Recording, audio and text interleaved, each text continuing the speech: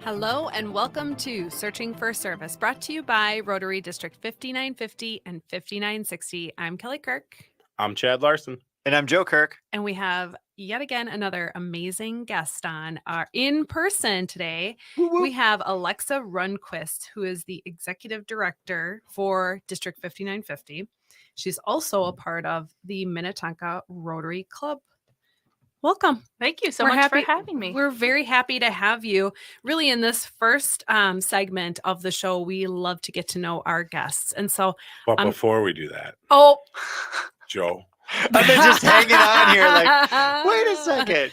Can Joe remind us of our purpose for the show? The purpose for Searching for Service is to really give opportunity and tell stories of amazing service projects that will not only empower people that are listening to serve, but also to join Rotary. We have a lot of amazing Rotarians. Not everybody's a Rotarian, but mostly Rotarians, and how Rotary is the vehicle for service.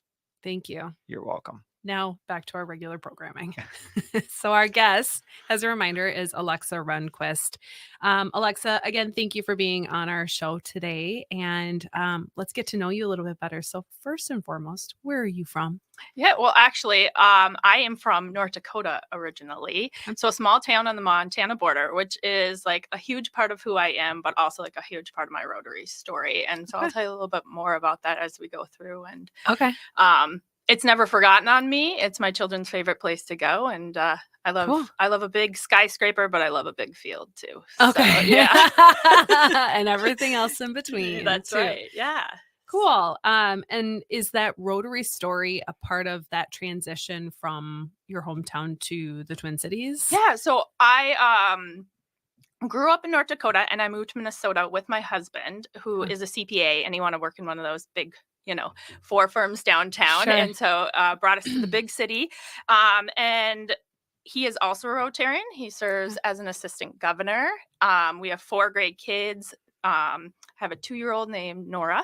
I have a 5-year-old named Audrey. I have a 7-year-old named Bennett. And my 10-year-old Nolan came with me today because he's a Rotarian at heart. And he just wanted to see what it was like to produce a podcast. So cool. Yeah. Very cool. So you've got a busy household. Yes, very busy. Darn near close to a basketball team. That's what everyone says. I love it. Yeah. So, I went to college in North Dakota and then wasn't one of those lucky people that got a job right out of college. So I went back home to live with my dad. It was just my dad. Okay. Before college, my mom had passed away. So there were several years where my parents were traveling back and forth to Mayo. And so it was like reflecting back now as an adult. It was a really fun time to get to know my dad. Mm-hmm. Really understood the value of parents at that point. Yeah. Sure. So moved back with him and then got a job at the North Dakota Department of Health, where I met a Rotarian by the name of Doug Murphy. And he was traveling all over doing these huge service projects. And I said, take me with you. I want to do this. I don't want to be a Rotarian. I just want to go do these projects because I didn't know what a Rotarian was. And he said, sure. So I said, hey, Dad, I have no money. Do you want to come with? And just getting to know him, I knew this was something that he also wanted to do. And so we went down to Guatemala together with Rotarians from all over North Dakota, some from Minnesota also. And we got to build a school. Cool. Wow, very cool. Yeah. And so, I mean, everything was new for me there. Never been out of the country, except for to Canada. But yeah, that doesn't count. Yeah, no. Especially when you're that close to the border. Exactly, right? It's just crossing the border anyways. So we went down there and we truly worked shoulder to shoulder with these people and built a school. When we originally got down there, the community was able to get paid for the work. And we knew that was really important. So we just got to play soccer with the kids. And, it's really hot. So my hair was in French braids and the girls would come and they would point to my hair. And our guide, Juan Carlos, said, they want you to braid their hair. And I said, okay, that's fine. But I said, Juan Carlos, why are all of their hair is wet? And he said, they washed it for you. Oh, and so we braid their hair. And then we truly worked shoulder to shoulder. So we had to mix all the cement by hand. We bent all the rebar by hand. And wow, that's hard. Yeah, Were you just up there like, it's literally a 2x4 with nails in it, and you line it up. oh and my you gosh. bend, Yeah. and you line it up. It's not and that far bend. from what I just described. I worked in a rebar factory once. That's really hard. Yeah. Oh my Ooh, gosh. that sounds like a good story for another day too. Yes. No kidding. So you mix all this cement by hand, and then they would fill these 5-gallon buckets and carry it across the yard and fill the cinder block walls. Oh my gosh. Well, Doug and I, in the Department of Health, if you're familiar with North Dakota at all, floods all the time. So one of the jobs that we did was we worked with sandbaggers. And so we were able to teach them this technique of creating a line, a zigzag line, where you can pass weight very quickly and don't feel the impact. So we taught them that, and that was like truly shoulder to shoulder, and we built this school. Wow. Cool. And then at the end, we passed out school supplies, and a lady said, "Hey, this is what service above self is." And I went, "Whoa, what's that?" Yeah. And those were the words, and they just stuck with me. Wow. How long were you down there? 8 days. 8 days. Wow. Yeah, and we got to go hang out in Honduras afterwards for a while and take in the sights. 8 So- days and you impacted that much. You Yeah. know, that's pretty incredible. It's such a short period of time to have such an incredible impact for a community as Okay. well. And that was So, your in first multiple real, introduction to Rotary at that point, right? Was the service project. Yeah, So absolutely. it's so fascinating. Like, we like to kind of draw a lot of similarities amongst guests and stuff. And we really see 3-4 different buckets of how people are introduced to Rotary. Youth exchange is a big one. International service projects are a big one. Mhm. Professional, Yeah. something about Legacy. there. And legacy. Yeah. Those really seem to be the real big buckets of how people join Rotary. So if you're out there listening and you've never joined Rotary or been part of a club, maybe one of these things really speaks to you, if you're inspired by the story, because it's always so cool. Like, the first thing that you did with Rotary was an international Yeah. project. Were you a member But when no, you went? But not a Absolutely member. not. Yeah, You were not just a member at volunteering that when you point. went. Yeah, it was a way to do mission Mhm. without a faith connection, Yeah. which at that point in my life wasn't something that I was wanted to do. Yeah. So yeah. Sure. Yeah. And then you joined when you got back? Well, okay. Yeah, so I know. I'm like, so now I we think need there's to more to talk this about story. Yeah. the genesis here. So yeah, it's kind of twofold. So I remember driving up 169 with my husband, pregnant with my son that's here, and I said, I know you probably had this moment, both of you, all of you. You're a parent, right? Too. No, Jen? I'm Oh, not. okay. Had this moment like, oh my gosh, I'm responsible for this child inside Yes. of me. And so I turned to Nate and I said, what are we going to teach him? What do we want him to be? And so we had this long conversation about the values we wanted and the things. And I said, oh, great. Now, what are we going to do? Like, make a poster and hang it in our house? Yes. Like, okay, we didn't know what it was. So he heard all of this, but what are we going to do? And we were Minnetonka Rotarians at that point. But I think that really solidified our buy-in of we are not just going to have these values. We're going to show these values to our Ooh. kid. I like it. It's cool.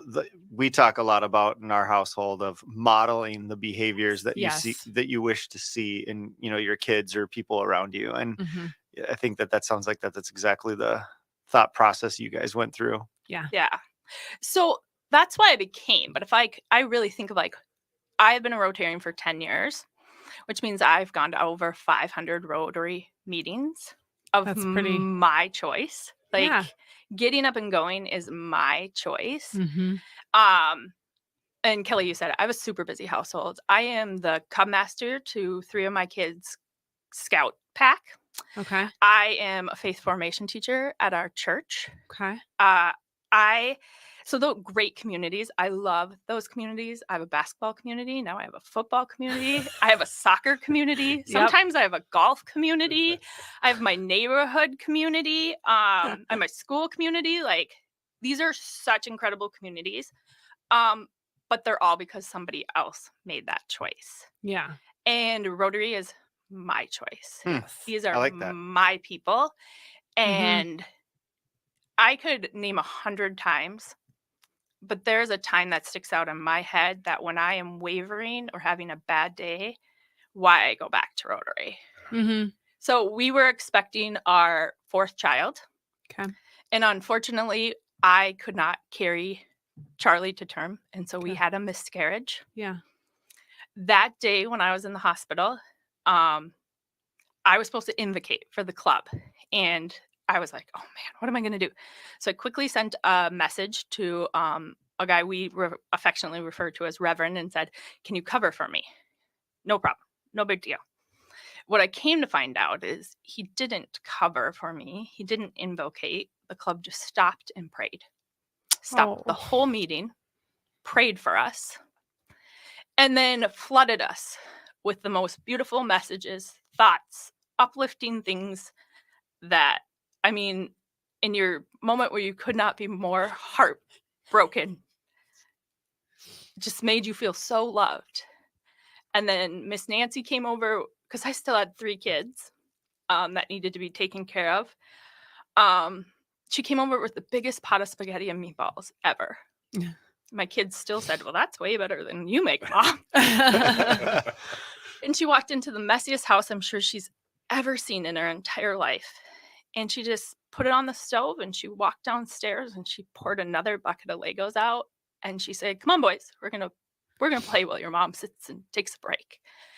And I don't know. Rotary was there. They get who I am. And I just want to make everyone feel like those people made me feel in that moment. That's incredible. God, we talked about this off air. Of course, we're going to end a segment right in the middle of a story. Seriously. So, Kelly, take us away. As a reminder, you are listening to Searching for Service. We will be back in the next segment. I'm Kelly Kirk. And I'm Joe Kirk. I'm Chad Larson.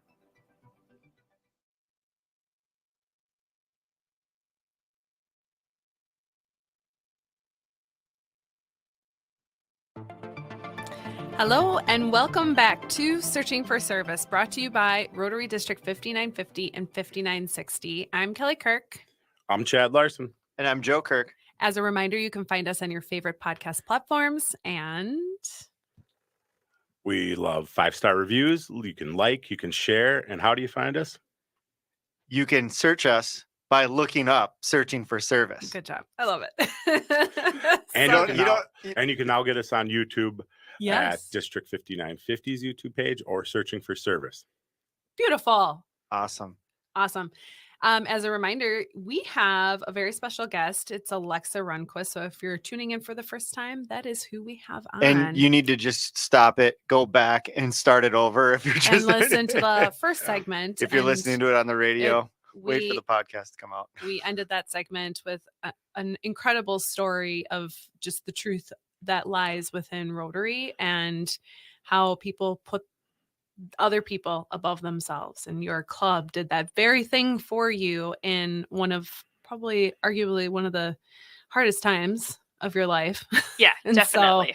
So, thank you for sharing that story. That is, that in itself, sharing stories is the most impactful thing for this podcast and for people to be able to hear that too. So, yeah, well, I think it also highlights one of the things that maybe gets underplayed about Rotary sometimes, and it's the community and the support community. Like we talk about doing things all the time, but sometimes things happen to Rotarians, and it's amazing on how they do things for each other and support each other. Like I think about when Maddie came and we had a 2-week-long meal train, and that little bit was just incredible. And I mean, obviously you shared your story, which was just inspiringly wonderful in terms of how the community wrapped its arms around you. And how quickly they do it. That's what I realized, in that situation you told me, and when you guys had your child, it was like immediate. Yeah. As soon as you get your word, everybody does and communicates and gets together and does everything they can. Yeah. So, for those out there listening that, want an organization that not only serves and helps others, but can be a support pillar for you as well. Yeah. I mean, look no further than Rotary. It's a pretty easy, amazing community. Yeah, I agree. So Alexa, I think it'd be wonderful to share with our listeners a little bit more about the role that you serve for 5950, which is the executive director role. So let's dive into what does that role mean for our listeners. And let's just start there. Okay. So as the executive director, I'm the one paid position in District 5950. So we have, 2,500 Rotarians, 68 clubs, always growing. And so I'm the one kind of glue that's there all the time. So our district governors, they rotate through, our volunteer positions rotate through, and this position has always been the one that's here all the time. How long have you been in that role? So I have been in the role about 3 years. Okay. And then the person previous to me, she kind of did some transitions. We had what was referred to as a district secretary, and they wanted to really shift that and put it in more of a leadership role. And so she just had a temporary position of about 5 years. And then the person before that held it for over 25 years. It's such an interesting position because it's kind of, you said the glue that kind of holds everything together, but it's also the consistency as leadership changes. Yeah. So can you kind of share maybe some of the advantages or disadvantages or difficulties of that transition every year? Sure. So you, just like every Rotarian, says, "Ooh, tell me your favorite thing and your worst favorite thing about every district governor," which I would never do. You're like, I don't give my secrets away that easily. Everybody brings every district governor. So I really serve a board of directors, a district governor line. So those who are coming up to be district governor know kind of for 4 years. And so they dive right in from the very beginning. And then, as a whole, we serve 2,500 Rotarians and all the future Rotarians out there. And that's where our focus always is. I think like some interesting points of view are everybody comes with a different leadership style. Yeah. Everyone has a different expectation of where I can support them. And my job is to really hold consistent and look us back to our Rotarians. A long time ago, Tim Murphy, who I know you guys are familiar with, when he would go out and give his district governor speech, he would show how he flipped the org chart. And he would put the Rotarians at the top. And that has always stuck with me. And selfishly, I will tell you that every district governor that comes through, I pull something from them. And I'm like, okay, I'm going to take that with me professionally and in my life. And then there's something I pull for them that says, I'm not going to do that professionally and in my life. But I think all Rotarians can do that. They can give and take from them. So I think like the really unique thing that I do is I have like a bird's eye perspective. And sometimes that's hard because I can't really get in depth to know Cicado Dassel like I would like to. Yeah. Unless an opportunity proposes itself, but then that comes really time consuming as it goes on. You got to stay focused on the day job, if you will. Yes. And my job is really to let the clubs flourish, and each club has its own flavor. And I'm not here to tell them how to do it. I'm here to just show them what's available to make it a success for them. And so one of the things I love to do, and I've been given the opportunity to do more of, is train people. Sure. So replicate yourself. Replicate the amazing things that are already out there and that I hear and I see. So Chad says, I want to do this. And I say, I'm going to connect you with this person and this person and this person, whether it even be in our own district or District 5950 is really good to reaching out to other people. And with 5960, I mean, you guys have showed that we're just sisters, we're right next to each other. Yeah. So I train my favorite people in the whole world to train our president-elects. There is nothing like a more nervous yet eager group of people. They're so scared. They're going to mess everything up. Yeah. And they have such a deep love for their club and their community within their club. They don't want to mess it up, but they all have an idea they want to try. And it's like empowering them to do that. And I usually teach computer stuff, which is boring and lame, but everybody needs to know it. But I always try to sneak in like little things that would be a little more helpful that I've learned along the way. So I was teaching a class at the president-elect seminar. So that used to always be in person. Looks like we're bringing that back. So that's where you bring all the president-elects from 5 districts together, and you just teach them drinking from the fire hose, like you would not believe, for 3 days. And I was teaching a class, and I had my daughter, Audrey, with me. She was 6 months old.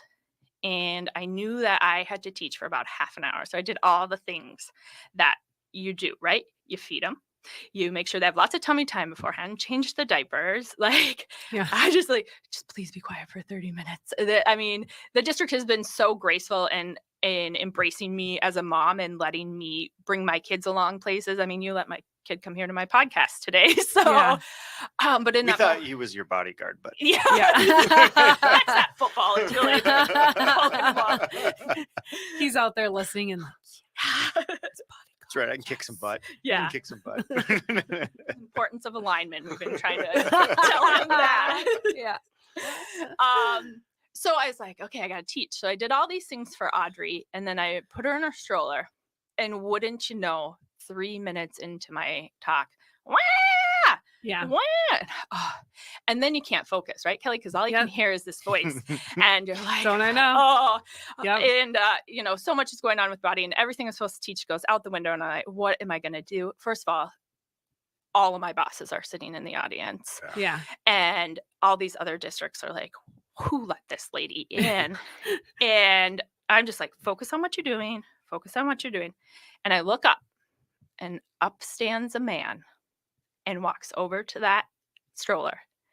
And he looked at me, kind of get the okay. And he picked up Audrey, and he just rocked her and walked her back and forth. And I just took a deep breath and finished training.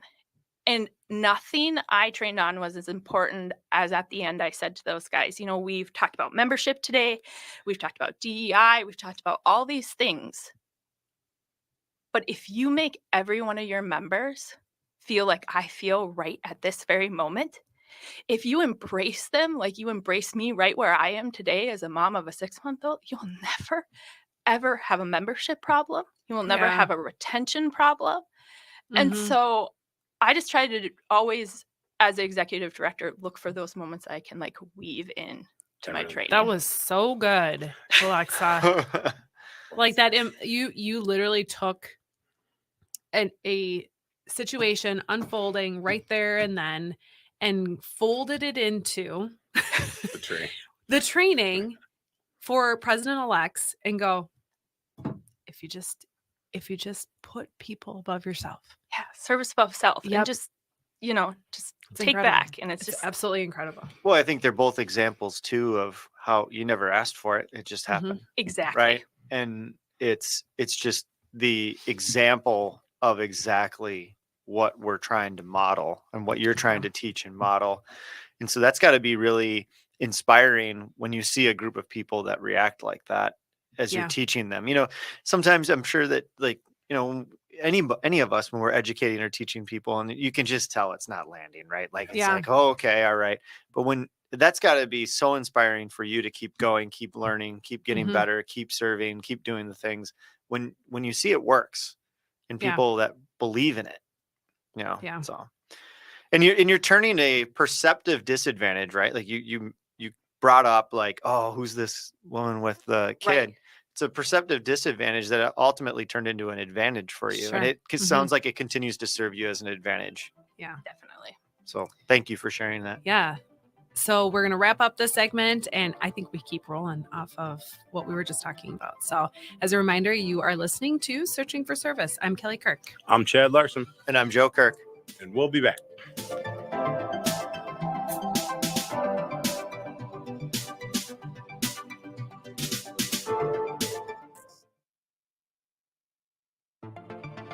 Hello and welcome back to Searching for Service, brought to you by Rotary District 5950 and 5960. I'm Kelly Kirk. I'm Chad Larson. And I'm Joe Kirk. If you're tuning in for the first time, we have special guest Alexa Rundquist, who is the executive director for District 5950. And as a reminder, you can find us on your favorite podcast platforms and YouTube. All right. Like, comment, subscribe. And search for us by looking up Searching for Service. We're getting it down. I love it. So Yeah, well, only 40 shows in. Alexa, we wrapped up this last segment talking about your role as the executive director and how vital it really is. And so you've shared a couple stories, but so as the executive director, you are supporting a lot of people, but you do support pretty heavily the district governor, correct? Yes. So that would be the main person I support. Okay. And I do that, in a variety of ways. They come to us with a bunch of different they get a lot of direction from Rotary International that comes down, and because they're supporting the president. So then they take that and look at it and kind of twist it. So they come to us with some ideas and some projects that they want to take on, and I help them figure that out. And I tell them, no, you can't do that because it's not in your budget. That's my big thing. So, in that vein too, you're really accounting for the budgets that are in place for the district governors, but then I'm sure that at some point you're reviewing what the budgets are for each of the Rotaries themselves. No, correct? I don't. No? No, really, my role with the clubs is to be a resource, to be a connector, to be a tool finder. Again, each club is so unique. So often, especially president-elects are like, don't you just have something that tells me what to do? And then I said, no, but I can help walk you through a process to figure out what your club does, because what Minnetonka does and what Edina does are very different, because we're very different people. We're we're the club that's more plaid than you want it to be, which, Joe, you could join us in that. But that comes from a whole history of presidents wearing plaid and embracing that. And we never want to take those cultures away from the clubs. And so connecting those resources, again, just that's my main job, is being a rudder. Yeah. I listening. I find what's really interesting about your role too is kind of how you take some of the Rotary International initiatives, projects and things like that, and kind of distill it down into, it's almost like you're like an electrical you're transforming it down and stepping it down so that the clubs can tolerate it, right? Because if they just take in the full high voltage, you're gonna be I like to call that layman's terms, like you're bringing it to that level in a layman's terms. Well, and just where they're at too. Yep, exactly. And I remember I was sitting at my own pets training, and I'm sitting next to president-elect training, and I'm sitting next to this man, well-dressed man, and I said, "Oh, you came from Florida. Why would you come all the way up here to Iowa?" And he goes, "Well, I'm your keynote speaker." And he was from Rotary International, and boy, did I feel silly at that moment. But he gave an incredible speech about, the gears of Rotary, they have to lock right at the right in order to work. And that's how you have to just meet each person individually, and each person has different gears that they need to meet, and each club does too. And so a district governor might have this great idea of, I don't know, every club hold a carnival. Well, okay, what does that look like? And it's my job to let the district governor be as excited as they want, but take it to the layman's terms and help the club figure it out. Sure. Okay, so you've been through the president-elect training, which means that you served as president. I did. Okay, and it was for Minnetonka? Yes. Okay. Yes. Cool. When was that? Oh my gosh. 7 years ago. Okay. Yeah. So I remember when I got that phone call, I was pregnant. Nobody else knew except for Nate. And I said, what are they going to think of this girl? Because at the time I thought I was just a girl standing in front of them, pregnant. And so the guy called me 4 times and said, you got to make a decision here, whether you're going to accept this position or not. Little did I understand that I wasn't actually taking the job for 4 years. I was just entering the change. The process. New Rotarians, right? They grab us when we're in the beginning. And so I actually stood before the club holding my second child. Oh, funny. And so one of my favorite pictures that's posted up on my fridge is me holding Bennett, him holding Joey, which is the dog that goes everywhere with us, in front of my club, and just and just taking them with me along the ride. And so Wow. again, that moment where I wasn't a girl, I was a member of that club, leading that club. And so that was super exciting.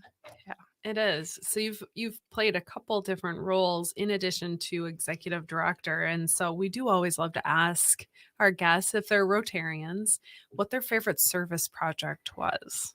So I'm unique in this area. I really, if I play back to the couple stories that I've told you, right, those are really small moments of service. And when I talk about choosing Rotary as my community, it's truly because I just have 100 small moments. And I've done some big projects. Nolan and I have jumped in a lake for the polar plunge. I've done it 6 times. He's done it 3. I just got a chill even thinking about it. So you won't Maybe be, it's the draft. I don't know. maybe you won't be joining us. Are you aware of the definition of insanity? Yes, doing the same thing over and over. Alexa, I joined. I've done it twice, so I'm with you. But I will probably never do it again. Yeah.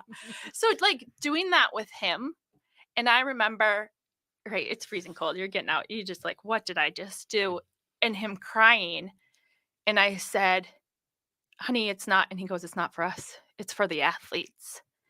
And again, it's that moment that I got to have with my kid to plant a seed, the seeds of hope that our president talks about right now. Yeah. I have all these little moments of service. We made 1,000 sandwiches at one of our meetings, and Nolan was there making those sandwiches with us. And why, Mom? Why are we making these sandwiches? Well, not everybody has, a beautiful gourmet meal like I make for you every day, right? But that's a really hard concept. Yeah. For kids to understand. Yeah. Yeah. I mean, that's come up at our kitchen table too. For sure. But yeah, it's you can tell the eyes start to glaze over a little bit, but there's some component of it that sticks. Like they get it, but then they're like, oh yeah, well, I've got food, so I'm gonna eat. Well, and it goes back to the modeling of the behavior. So like you just continue to model the behavior for them, and they'll put it together eventually. Have some patience and faith with them. The context will come into play at some point or another. So I have a really random question for you. Yeah. So do you have an Alexa in your house? No. Okay, good. Yeah, because I'm like, no. I feel like if you really want my answer to this, I'm a little bitter that I'll never have grandchildren named after me because of this. Oh, sure. Oh, yeah. It might change names. Yeah. You never know. Who knows? It might not even be a product. thing. Yeah. Yeah. It could certainly, by your grandkids. We were talking off air before you guys got here. I was telling you about how things have changed with radio and podcasting. Yeah. And in very short time. So I think you might have a chance. Yes. Yeah. Alexa will be gone at some point. Most definitely. But yeah. There's my tangent for very tangential. Yeah. I mean, I'll be gone someday, right? So like these are like those seeds that I'm planting along the way. And so I said, we were talking about the sandwiches. I said, suddenly birthdays come up. And I said, well, some kids don't have birthdays. Well, that's something your kids can understand. And so my kids wrote a grant to our Minnetonka Rotary Foundation, and they got $1,000, and they went out and they bought all the supplies they could to make bags for kids to have birthdays. Aww. And they set it up so our club came and put them together. And again, this is little moments of service that are so important. I was going to the zone in Minneapolis earlier this year, and I was supposed to pick up the posters for the district governor. But I didn't realize that FedEx closed at 7. I thought it closed at 8. So I pulled up, and I was just in complete panic. And I'm like, what am I going to do? And I walked up to the door, and I just stood there.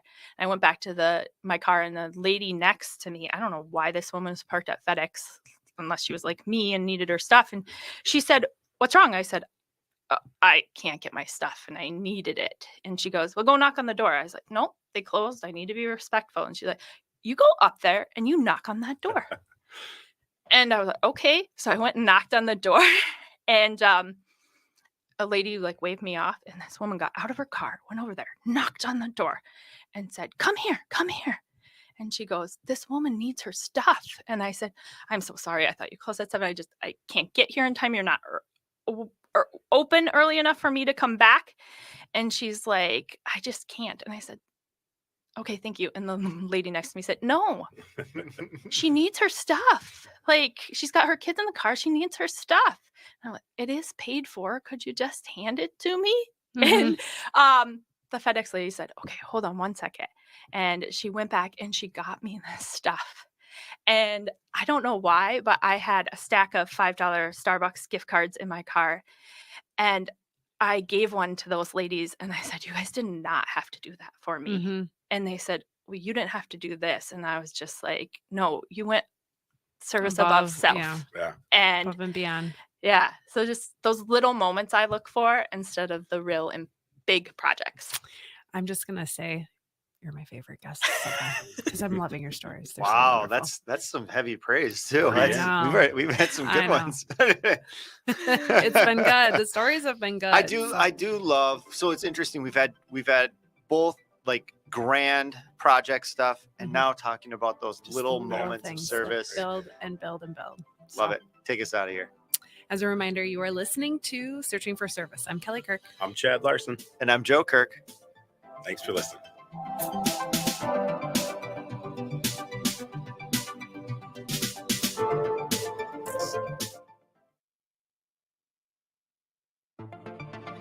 Hello and welcome back to Searching for Service, brought to you by Rotary District 5950 and 5960. I'm Kelly Kirk. I'm Chad Larson. And I'm Joe Kirk. As a reminder, you can find us on your favorite podcast platforms and YouTube.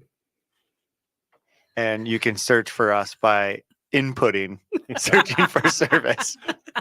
It's not the double search. That's good. so fun. We have so much the YouTube thing is relatively new, so it's Yeah. like but YouTube. Yeah. We're Past wrapping our episodes heads on both. around it. Yeah, Yeah, and it's great. we video all this stuff so you guys can hello Yeah, and hello. see all of our goofy facial expressions around Right. the table Us too, crying. and crying. Yes. So before we get into it, it is really funny. I did watch part of an episode, and it's like you do become very self-conscious of how much you move and how much you like lick your lips or like get ready or I'm staring at Acutely you. aware. Yeah, Yes. I know most people are just going to listen and minimize. Yeah. All right. Well, let's wrap this all up. So we have our guest Alexa Rundquist. If you are listening for the first time, we're in our last segment here, and so she is the executive director for District 5950, and also a fellow Rotarian with the Minnetonka Rotary too. Yeah. And so for this last segment, we typically like to talk about the future, what your hopes, dreams, and all that good jazz are. So we can get into that. But, do you have a story for us that can really encapsulate what you see for the future of your role or Rotary? I've thought about this long and hard. And Thought I was going to get you there.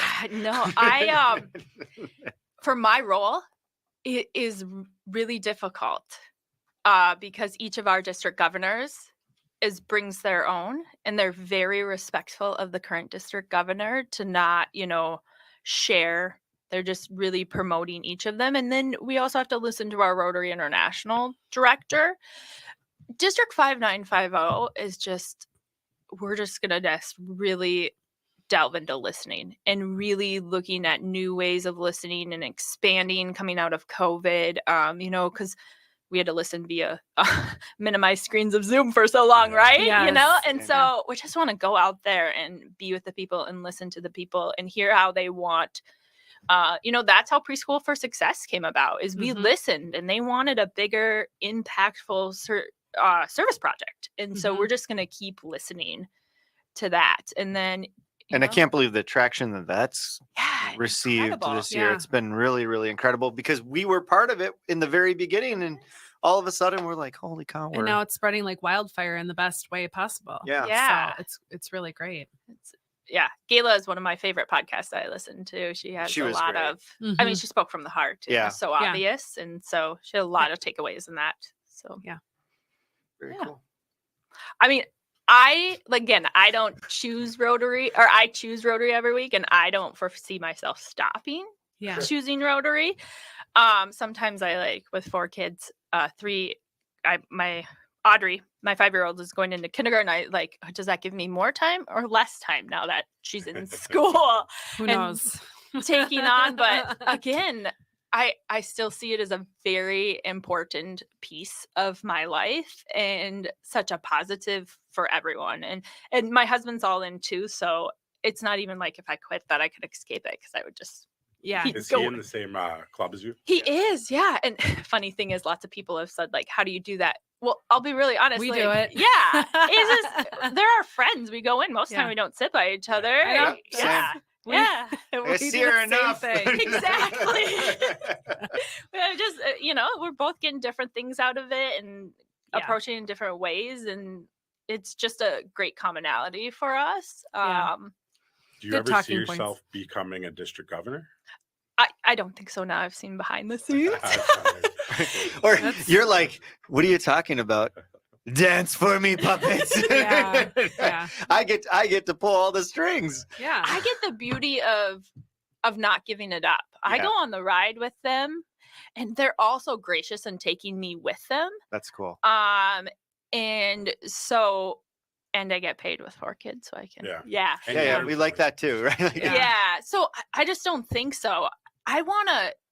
So, I talked about getting to know my dad, 10 years ago, 15 years ago, when I came out of college, and I was just with him a couple weeks ago, and it's that moment when you realize that they're not getting any younger. Mm-hmm. And losing my mom so young, and realizing how much I wish I had her now as a mom and just as an adult. I just want to take those moments. My dad joined Rotary last year. Oh, cool. Yeah, so he's a member of awesome. the Global Travelers Club. Oh, yeah. Okay. So he lives in a town. I grew up in a town of about 100 people.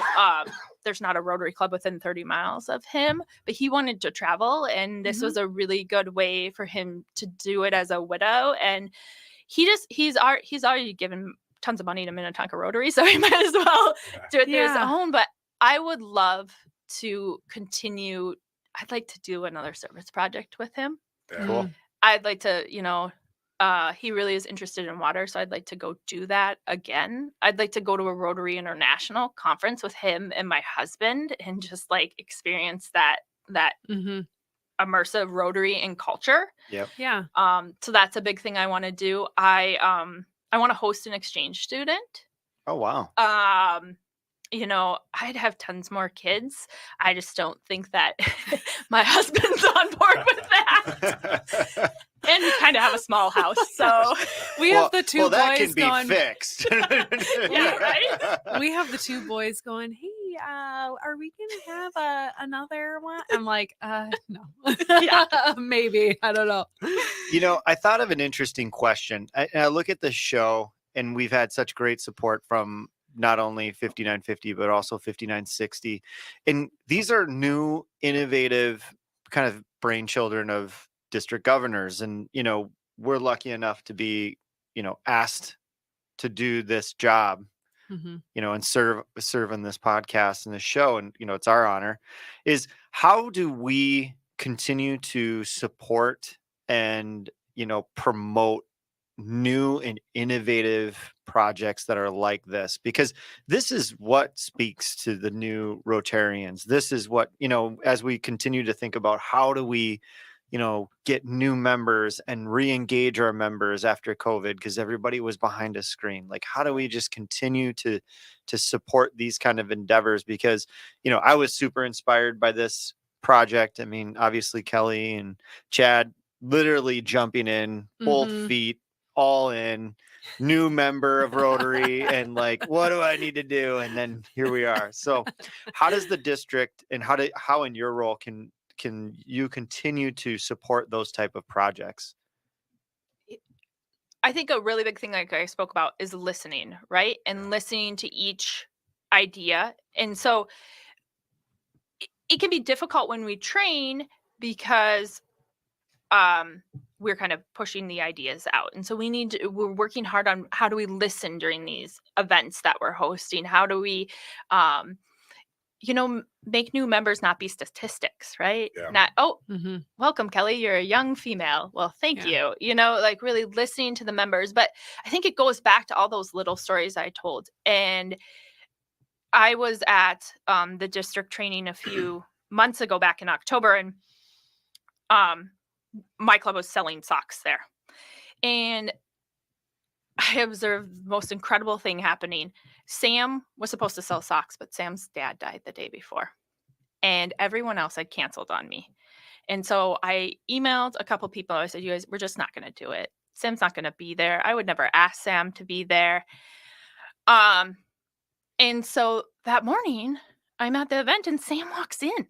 And I said, Sam, what are you doing here? Yeah. And he said, well, I told you I'd be here. I would never let that ball drop for you. I'm like, you don't need to be here. He's like, I'm right where I need to be today. You needed me. And then all of a sudden, Bob walks in. I said, Bob, what are you doing here? You got tea time. He goes, Sam couldn't be here. I'm here. I said, but Sam's here. He goes, I'll go help him. And in walk Mac. I said, Mac, what are you doing here? You're training at noon. And he said, well, Sam couldn't be here. I got to be here for you. And those three men sat in that friendship hall, and the word friendship hall took on a different meaning that day. They didn't go to any of the training. They were there for each other. And again, it's making people feel loved. And Stephanie Urchek talked about it, belonging. And then listening to their ideas because they feel valued. And I that's what I try to do at the district. And I think that's how we can continue to support the ideas is we just really got to get to know our members as people first. Sure. Well, it's good. Great advice.